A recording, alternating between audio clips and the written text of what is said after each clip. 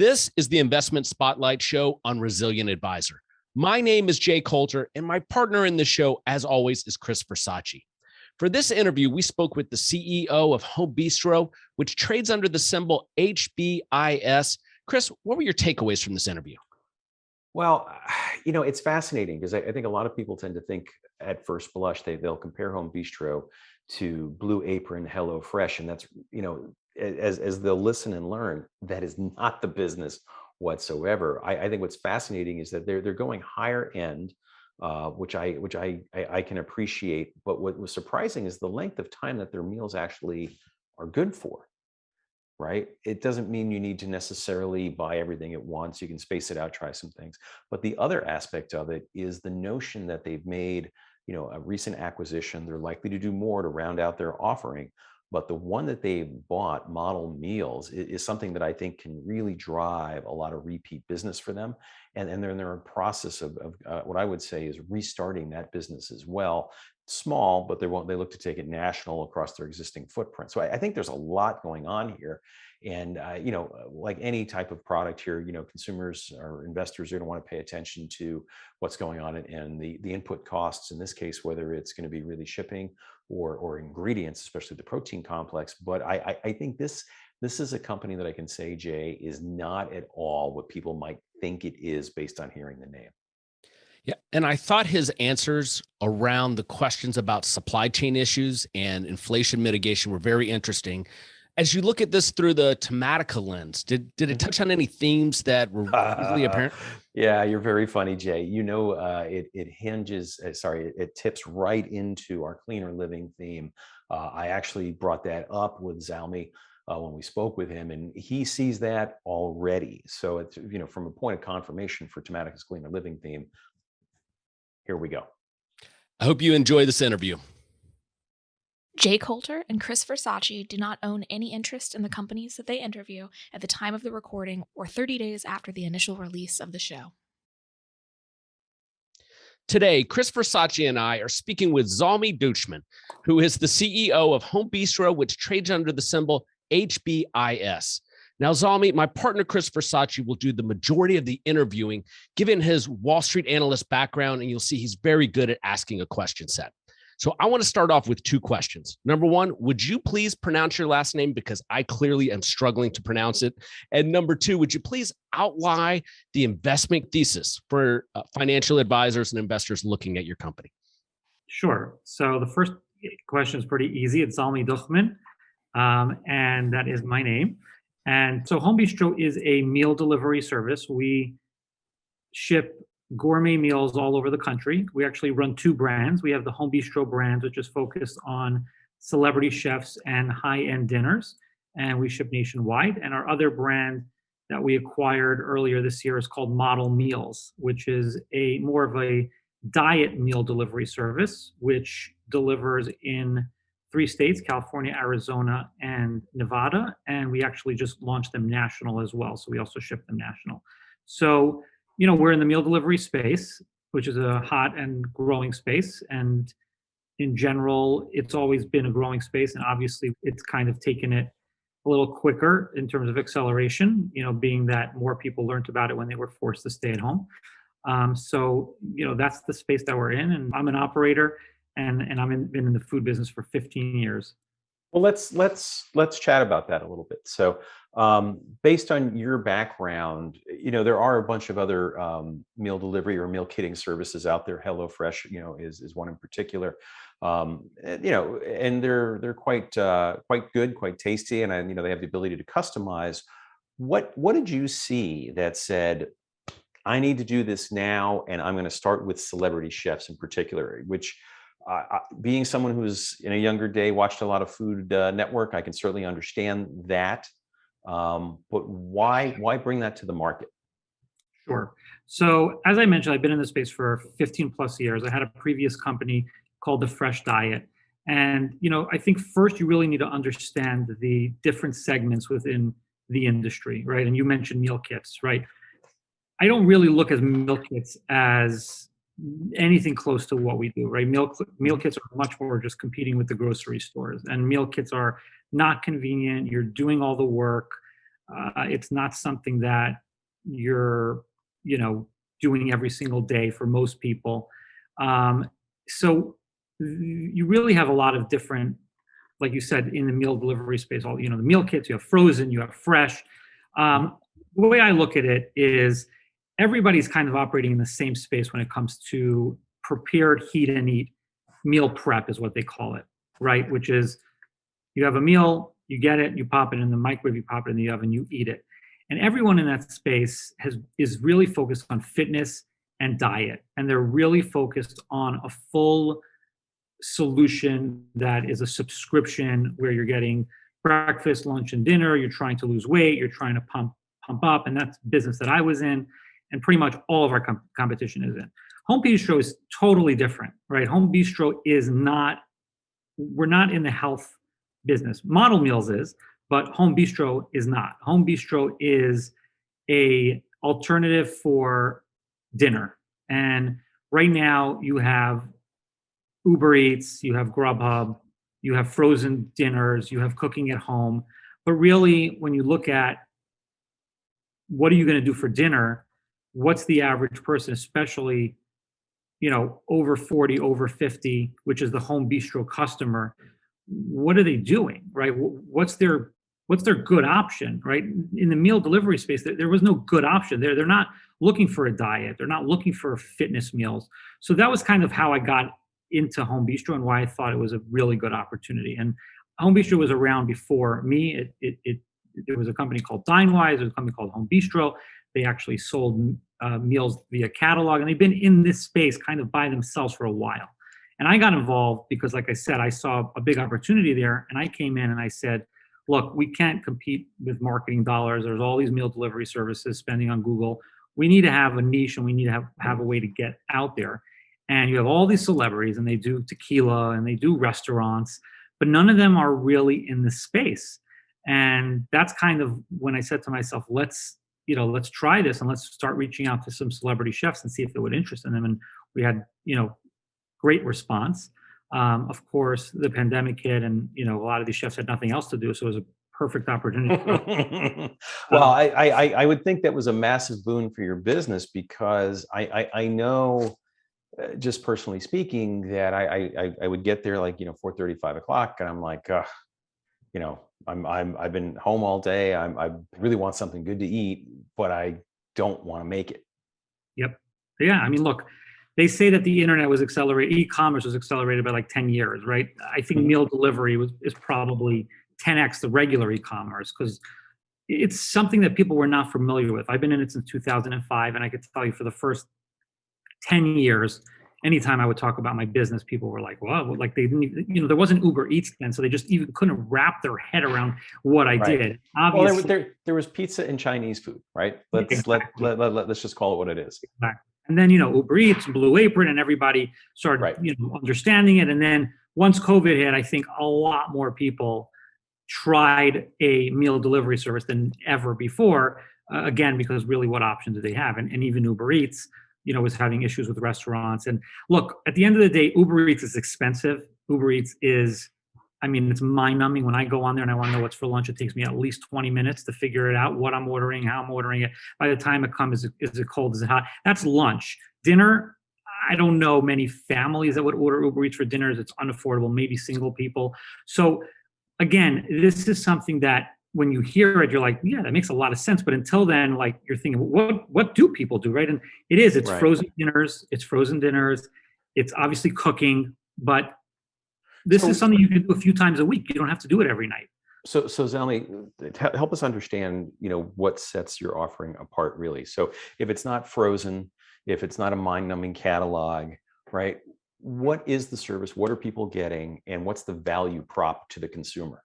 Sure. So what they're getting is a skin-packed meal that has life in the fridge for about 3 weeks. So when you order it, technically you can leave it in your fridge for 3 weeks. You can put it in the freezer and it's good for 6 months. Really, it's good forever. So right off the bat, you have something where you're not forced to use it right away. And I found in my previous business, which was fresh and not vacuum packed or skin packed, or in Blue Aprons, meal kits and that kind of stuff, Hello Fresh, people have this fear of, oh my God, I need to eat it right away. Right? Well, Like panic. it's use it or lose it within a couple days. Exactly. And it's like a panic, and I know a lot of people that felt that way and they stopped ordering. So that's the number one thing. The number one thing is you order it and you know that you have it whenever you need it. And then it's the fact that it's high quality, restaurant quality, gourmet food. Again, we're not, Model Meals is, but Home Bistro is not a diet company, right? We have our nutrition labels on each meal. We're cognizant of what we're putting in your body. We work with the chefs. We work with the nutritionists. We don't want to, make it unhealthy. But at the end of the day, we're not selling a diet meal. And all the chefs. You're selling taste. Correct. Exactly. We're selling taste. So the offering is a convenient, high quality gourmet meal from a chef that you recognize and that you follow, and that potentially you can never get because you potentially live in middle America and you don't have the opportunity to go to their restaurant in New York and you've never tasted their food. And we have chefs that are on TV and it's exciting for people. So, there's a lot of people that for them, that's part of it. And for them, they don't even care. They just want a high-end gourmet meal that, again, you can't get anywhere else. So how many celebrity chefs do you have now in Home Bistro? Sure. So we've announced 5. We're only launched 2, and that doesn't count Hungry Fan, which is kind of, we have a chef from Hungry Fan. Her name is Dana, and it's a sports themed meals. But without her, because that's more of like a brand partnership, we have 5 celebrity chefs. So we've already launched Kat Cora, which was our first. We've launched Claudia Sandoval, and she's Mexican descent, and she does Mexican cuisine, and it's fantastic. And then we're launching 3 more that we've already announced. Aisha Curry is the most exciting one. Again, not, we wouldn't call her a chef. She doesn't call herself a chef, but she's has a cookbook and she's, really into food, and she's much more of a lifestyle, person influencer. And then we have Richard Blaze, who is on Top Chef, who has a show launching on Fox with Gordon Ramsay in early January. That's very exciting. We'll be launching that at about the same time. And then we have Chef Roble Ali, who had a show on Bravo for 2 seasons, and he's got some really, really cool stuff. I didn't hear Stanley Tucci, who's all the rage. Me neither. So if you let me know what you can do for us. I actually just finished listening to his book Taste. It was fantastic, and I found myself rewinding to recreate some of the recipes that he's done. They're quite good, and I would, one man's opinion, I would recommend it. Good to know. Listen. So how long are these chefs locked up for? Is it a 2-3 year contract? And I assume it's a licensing deal with their brand, their image. Yeah. So I don't think any of that information is public. So obviously I have to, stay aware of what I say in terms of what's public and what's not. But in general, it's a much more of a partnership than a licensing deal. We bring them into the business as equity partners. They're getting a royalty on what we sell. That's their meals. Mm-hmm. And there's obviously a length to it, but this is all based on personal relationships. So, it's so far the feedback from the chefs have been amazing. They work with us. They're excited. Whether it's social media or just development, and we're very confident that any success is going to be for the long term with these chefs. Okay. Now they are responsible, it sounds like, for some brand and marketing, but really the crux here is leveraging their notoriety, right? But if you go one step, and then building the recipes. I mean, that's well, this is not something. Yeah, we're not just like taking their name and then building the recipes and throw it. Well, that's where I want to get to, and there's a couple parts to this, right? So you're taking a restaurant quality celebrity chef recipe that they have curated, right? And you guys are putting it together, right, into this, and ultimately to the consumer, it's in this skin pack that you said, correct? Correct. Okay. So do they specify the types of ingredients specifically for each recipe? And how do you manage what we've seen over the last, couple of months, that word that Jay and I were talking about earlier, inflation, particularly in the protein complex, but really, really across the food complex as well. Yeah, look, they definitely manage it. They're extremely involved. I can tell you with Claudia Sandoval, it was a lot of work because she has these Mexican recipes and there's specific peppers and we have to source them. Right. And we go and we do what we can. Sometimes there are ingredients that don't work because of the skin pack or they don't work because of sourcing. It doesn't happen that often. In terms of pricing, we are a higher priced product, in general. Again, it all depends on how you look at it. You can go on Uber Eats and you can pay $30 for a sandwich after all the fees and everything. So we feel that, at the end of the day, we are affordable, but we're not in that diet meal game where people are advertising $9 a meal and there's a race to the bottom, right? That's not the business that we're in with Home Bistro. We are just priced where we need to be. And so far, we have not been affected at all. For us, we feel that as we grow and our volume goes higher, we're going to actually be able to do a lot better when it comes to purchasing. Right. No, I would think so. I would think economies of scales would take over and you'd be able to do that. So is your pricing, and I'm just curious because is it dynamic, right? Are you moderating the prices on a week to week or month to month basis, or is it more of a subscription option that anyone can get for so many meals in a month? Sure. So it's not subscription. Okay. There is a way to do an auto, ship, but that's not what our focus is at Home Bistro. So you have two options. One option is you just pick the meals that you want, and the other option is we sell bundles. So our prices don't change. Again, that doesn't mean they won't in the future, but they don't change. We look at duck and chicken, and we usually try to price them if the proteins are the same, kind of in the same range. And our pricing is between 16, 17, 20. They can go as high as $30 a meal depending on what that protein is and what it costs us to buy it. But again, we do free shipping pretty much for everyone at this point. So for some people they may think it's expensive, but again, if you really dig deep, it's really not that expensive. So let me ask you this. So a couple of questions. The business, I believe, kind of took off during the pandemic. You alluded to that. Are there any metrics that you've shared, say the number of customers or number of repeat customers that you've had, say this year compared to 2020, or more importantly, say 2019? I have to look at the press releases. We've had so many that it's hard to keep up. Mm-hmm. If you have anything in front of you, it would be great. I could tell you in general that Sure. For us, customer reorders is something that we've been focusing on tremendously. Before, when the business was frozen and not skin packed, it was definitely an issue for us. And since we've gone skin packed since, I think that was like June or July, we've seen tremendous positivity when it comes to customers reordering. Excellent. Okay. So let me just see here. I had another question for you.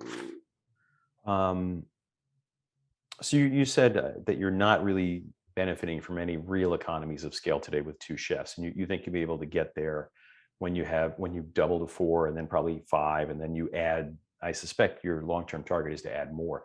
But you also said though that you have the other business model meals. So there's no sourcing synergies between those two, or there definitely is. Yeah, there Okay. definitely is. So we'll talk a little bit about the economies of scale. So the economies of scale are going to come from us growing as a business and spending more on marketing, having more eyeballs, having more visits to the site, and selling more meals. Obviously, that's a combination of adding more chefs and at the end of the day, using our capital to market, PR, everything that a business does to get more customers. We are in our infancy, right? Although I've been here for 3 years, my first year was really spent cleaning up the previous business. The second year was spent bringing in the production. Before I came on, Home Bistro was around for, 4 years, 5 years. They never did their own production. They outsourced it. They were essentially a marketing company. My background was in operations, so bringing it in-house was a tremendous project. After that, and then we went public, which is obviously time consuming as well. We then upgraded our kitchen like next level, like 10x. That only happened in July 1st of this year. So we're in our infancy because we've only, and we did skin packing at the same time. So for all, right, you mentioned that earlier. So for all intents and purposes, this is a new company. Yes, this is a new company. This is a startup, and we're just getting started. And then you have Model Meals. And Model Meals, like I said, their business, we have a kitchen in California in Santa Ana. Model Meals is not skin packed in terms of the original business. They ship twice a week with a local courier to the 3 states that they deliver to. Only 2 months ago, we launched 10 recipes, skin pack, that we are shipping here in Florida nationwide. And those meals are Whole30, they're organic when they can be, they're grass-fed, and they're all that exciting words that a lot of people like to hear. And we have tremendous feedback, and people are reordering and they're loving it. And there's a lot of customers from Model Meals that couldn't get it before. They're now able to get it. I could see, and correct me if I'm wrong, but that Model Meals, because that's a more of a lifestyle choice, that the growth prospects there are probably greater. The consumption of those products is probably more consistent, I would think. Whereas I think Home Bistro is an experience, a dining, a point of enjoyment, if you will, right? Right. Is that? Yeah. Look, yes and no. 100%. Okay. That like I said before, the diet meal delivery service, when it comes to subscription, these people do it. It's the full solution. They're doing it all day long. There's my business that I was in before was tremendous opportunity. We have that tremendous opportunity with Model Meals. At the same time, I have people that are on their 20th order with Home Bistro, right? There are people that order it over and over and over and over again. So yes, Home Bistro can be more of an experience. You know, you have a company called Goldbelly, which is a really large company. There's really nothing else like it. We're probably the closest thing to it, but we're nothing like it, right? Because Goldbelly is literally a once a year potentially purchase for a customer. We don't look at ourselves as a once a year purchase. We look at ourselves as someone buys 20 meals, they put in their fridge, they put in their freezer, they use them when it works, and then when they realize they have 2 or 3 left, they're going to do it again. So why? I'm just curious. You know, you were doing all of this work, upgrading the kitchen, going to skin pack. The business model is very different than what you've done in the past. Yet through Model Meals, you've acquired them and you've drifted back into that business. So there has to be something there for you. There has to be a reason.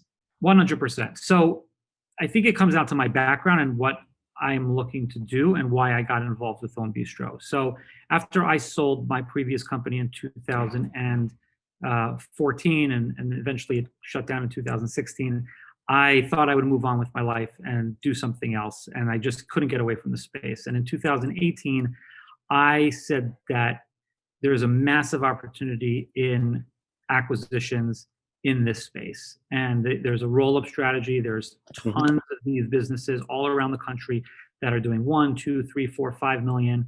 I've been on every side of the business and I know how difficult it is for these entrepreneurs to exit. And I got involved with Home Bistro because the team there had experience with the public markets, and I came to them and I said, I want to get involved, but we need to be public because I want to make acquisitions. So I've always wanted to stay in the diet delivery space. It's just that Home Bistro was already in this blue ocean of gourmet meal. They were not a diet company. I mean, they were trying to say they were a health company, but they weren't. Their packaging wasn't. They just weren't. So instead of saying let's turn them into a diet company, I said let's do this. Let's do something niche. Sure. And then at the same time, let's make acquisitions and stay in this business. Because at the end of the day, the kitchens can produce everything, right? They can do meal kits, they can do juices, they can do desserts, they could do anything out of the same kitchen, right? And you have this ghost kitchen, which is another exciting word that people like to say, but I'll tell you, you know what a ghost kitchen really is? A kitchen. Yeah, well, yeah, it's excess capacity where they're trying to it's just typical manufacturing, right? They have extra bandwidth, so they're trying to fulfill that uptime, put people to work by manufacturing other products under a Right. different brand name. I mean, that's all it is. 100%. So, yeah, I have yet to try a ghost kitchen, but I am intrigued by a few. So acquisitions, you said that several times. Obviously, you're not going to tip your hand, but it sounds as if though that you're planning something, but you're a new company. You just got your first acquisition in the door. What's a realistic pace? Is it one a year perhaps, or maybe something less frequent? If I had no board, it would be a very quick pace.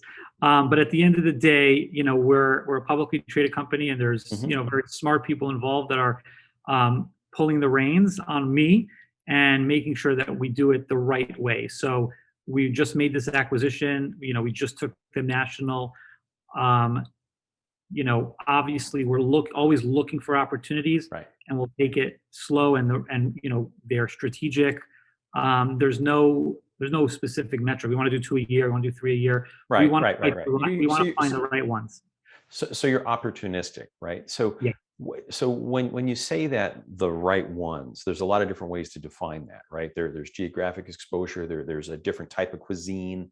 There's a different bucket. You had mentioned juices, desserts, that sort of thing. What, if you can, what are some of the qualities that you might look for? Yeah, look, I think for us, like you said, geographic is a major part of it, because obviously shipping costs are a big part of this business, and a big, everybody knows how difficult shipping is today.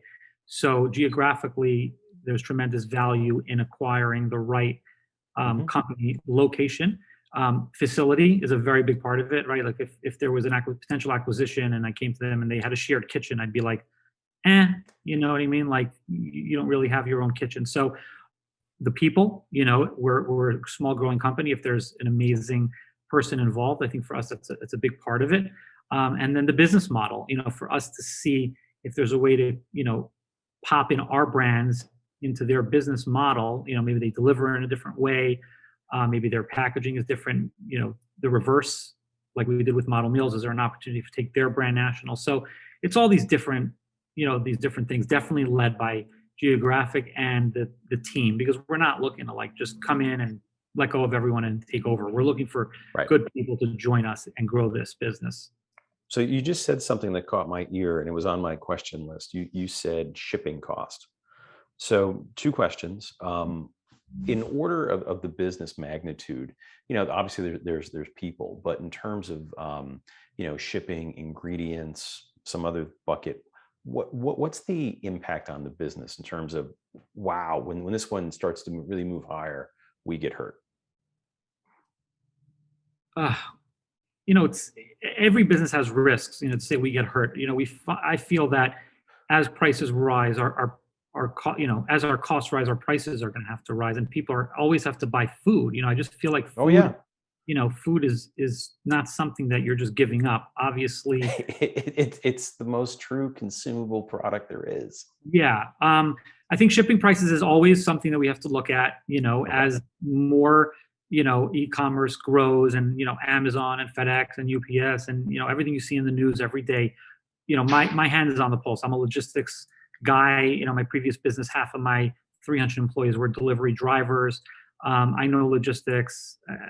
I'm always looking at the FedEx and the UPS and all the different rates and DHL. So, of course, there's a massive risk when it comes to all e-commerce business on what happens if FedEx and UPS can't deliver your product. What's Right. anyone going to do, right? So of course that's something that keeps me up at night. But the world's going to end if FedEx and UPS can't deliver everybody's products. I mean, that's what what I mean. Like, what are we going to do? At the same time, there are alternatives, and there are companies that have reached out to me, and they're growing in terms of helping companies like myself with perishable delivery. So that's great to see. Besides that, of course, food prices rising, shortages, all the stuff that we've seen over the last year and a half are always a concern. But I think we're at the point, we're a small enough business where I don't see us being affected by it. anytime soon, and hopefully, the world will get back to normal at some point. Maybe. I hope so too. So I just want to, you brought up shortages. A lot of companies talk about the two big impacts are freight costs, which we just talked about, but the other one is really supply chain shortages and the timing of getting products. Have you guys had any difficulty in getting ingredients? So we haven't. So that's the great thing about being in the food business, right? I have a lot of friends. They're in electronics, they're in furniture, and they're crying. And there's this, Los Angeles stuff. They're sitting on the ships, Right, and I'm like, I make all my products in America. It's food. We can always get food. We're getting food from distributors, whether it's local or the big ones like Cisco. We've had no shortages. I think for us, the big risks are packaging, because that's something that we don't make, right? Whether it's the boxes or the ice packs or the liners and the trays and the labels and the film. And it's just making sure that we are staying in front of any potential delays and making sure that we always have what we need in stock and having backup suppliers and all that stuff. So it's definitely a concern. It's definitely something that we have to worry about.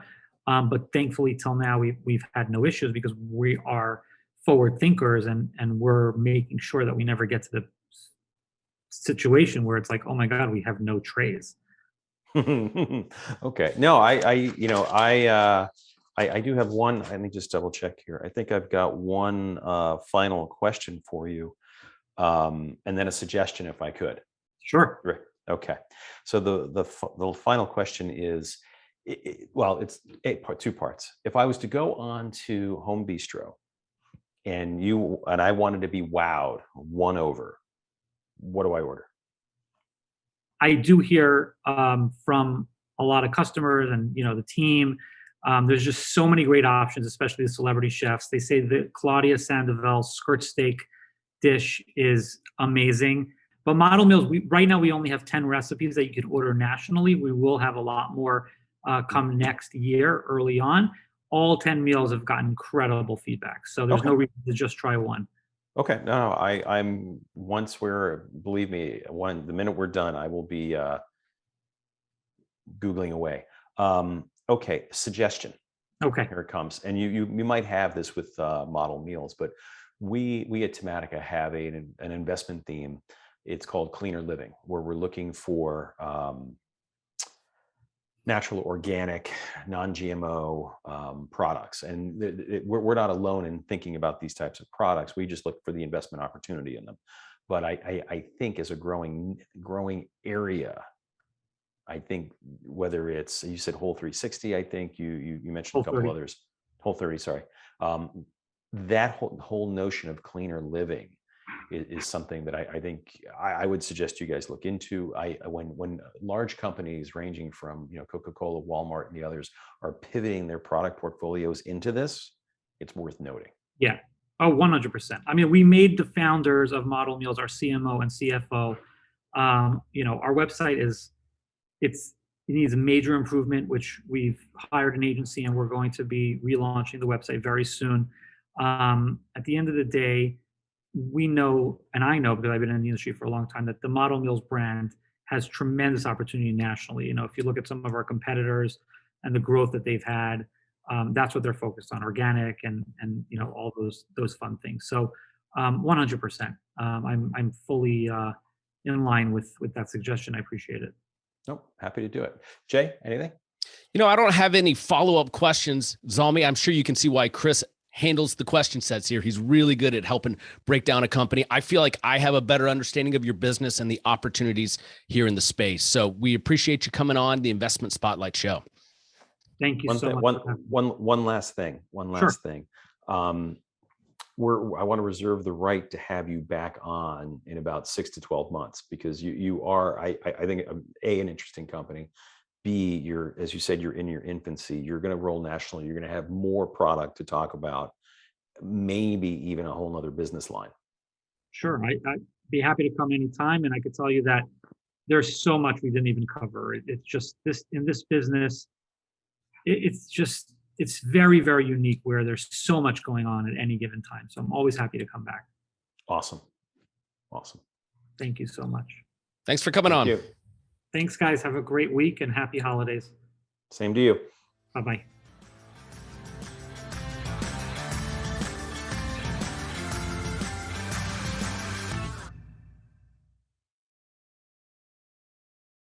Important information. The information provided is for educational and informational purposes only and does not constitute investment advice, and it should not be relied on as such. It should not be considered a solicitation to buy or an offer to sell a security, and you should consult your attorney or tax advisor. All information has been obtained from sources believed to be reliable, but its accuracy is not guaranteed. There is no representation or warranty as to the current accuracy, reliability, or completeness of, nor liability for, decisions based on such information, and it should not be relied on as such. Pinger Systems, LLC, doing business as Resilient Advisor, was compensated for the production of this content.